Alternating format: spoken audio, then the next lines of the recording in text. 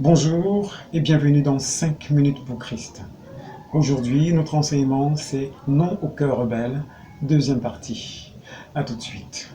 5 minutes pour Christ, c'est 5 minutes d'édification, de partage, mais surtout de transformation. Nous vous laissons découvrir le sujet du jour. Bonne écoute et que le Seigneur vous bénisse. Voilà, cet enseignement insiste également sur le cœur rebelle et pour cela nous avons prévu plusieurs vidéos pour nous édifier. La première vidéo consistait à définir ce que c'est qu'un cœur rebelle et nous avons compris qu'un corps rebelle c'est celui-là qui s'oppose à la volonté de Dieu. Aujourd'hui donc il est question de voir les conséquences qui en découlent lorsqu'on décide de se rebeller au Seigneur. Et pour cela, nous avons toujours choisi notre même personnage, celui de Jonas. Et nous allons ouvrir notre livre de Jonas, premier chapitre, verset 4. Mais l'Éternel fit souffler sur la mer un vent impétueux, et il se leva sur la mer une grande tempête. Le menaçait de faire naufrage. Amen. Voilà donc Jonas qui est en train de fuir le Seigneur parce qu'il ne veut pas accepter la mission, la tâche que Dieu lui a assignée. Il est allé se cacher dans ce navire qui allait à Tarsis. Et malheureusement pour lui, les forces de la nature se sont déchaînées. Le Seigneur a décidé de pointer le doigt sur lui et lui rappeler que sa mission, c'est d'écouter sa voix et de ne pas prendre la fuite.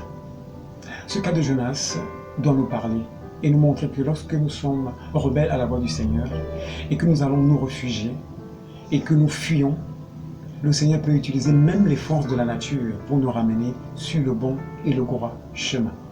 Parce qu'il veut notre bien, même si en apparence la mission qu'il nous donne paraît difficile. C'est pour cela que lorsque Jonas s'est enfui, pensant trouver la sécurité dans ce navire, le Seigneur lui a montré qu'il est le maître de toute la terre et que tout ce qui existe lui appartient.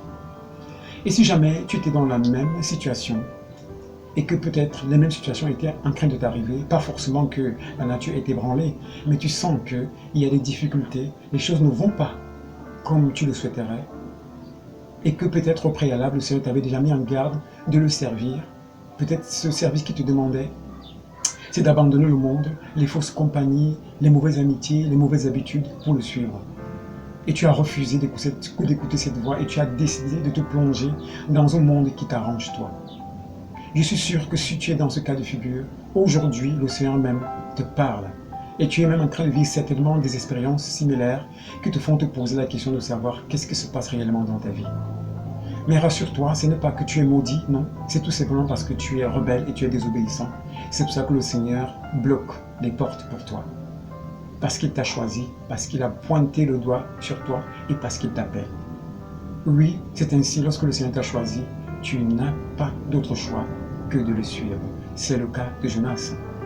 Et nous allons écouter maintenant encore ce qui s'est passé par la suite. C'est dans le verset 10 qui dit ceci. Ces hommes eurent une grande frayeur et lui dirent « Pourquoi as-tu fait cela ?» Car ces hommes savaient qu'ils fuyaient loin de la face de l'Éternel parce qu'il le leur avait déclaré.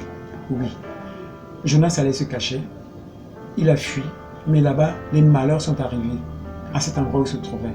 Et les personnes qui étaient autour de lui ont reconnu que c'était Jonas qui était la source de leur malheur parce que le navire était en train de vouloir faire naufrage.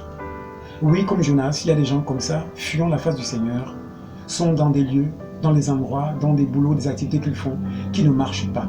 Et autour d'eux, on se rend compte que ces personnes apportent la poisse. Et ces personnes même se posent la question, Seigneur, qu'est-ce que j'ai fait? Est-ce que j'ai tué qui pour me trouver dans une telle situation? Non, mon frère, non, ma soeur, tu n'as tué personne. Et rassure-toi, ce n'est même pas Marabout qui t'a attaché au village ou bien qu'on t'a maudit, non. C'est parce que tu es désobéissant. Et c'est le langage que le Seigneur utilise pour te ramener à lui. Le Seigneur est bon, mais il ne veut pas pousser sa colère plus loin. C'est pour cela qu'il passe toujours par des moments comme ça, de difficulté pour nous ramener sur le bon chemin. Afin de nous éviter le pire, parce que le pire peut justement arriver. Mais nous rendons grâce à Dieu parce que Jonas a compris et est revenu dans les meilleurs sentiments. Mais ceci va faire l'objet de la prochaine vidéo pour montrer comment est-ce qu'on peut revenir et se repentir lorsque notre cœur rebelle. Mais aujourd'hui, le Seigneur voudrait parler à ton cœur et te dire que si tu es dans la même condition et que tu as fui la face du Seigneur et qu'aujourd'hui tu rencontres des difficultés, il est possible pour toi de te ressaisir parce que si tu insistes, le pire peut t'arriver. Alors si ce message t'a touché, retourne-toi vers le Seigneur et réponds-toi. Je vais prier. Seigneur Dieu, je te prie de me pardonner. Et je t'ouvre mon cœur, t'acceptant et croyant que tu es mon Seigneur, mon Sauveur, mon unique Maître. Je me repens pour toutes les voies que j'ai empruntées et pour toute forme de rébellion, Seigneur, que j'ai manifestée à ton endroit. Viens, habite dans mon cœur et fais de moi un véritable fils de Dieu, un fils obéissant. Sois béni. Amen. Si ça vous a plu, n'hésitez pas à vous abonner à la chaîne et surtout à activer la cloche de notification pour être prévenu à chaque diffusion. Des questions ou des préoccupations, contactez-nous via les coordonnées ci-après. Que le Seigneur vous bénisse.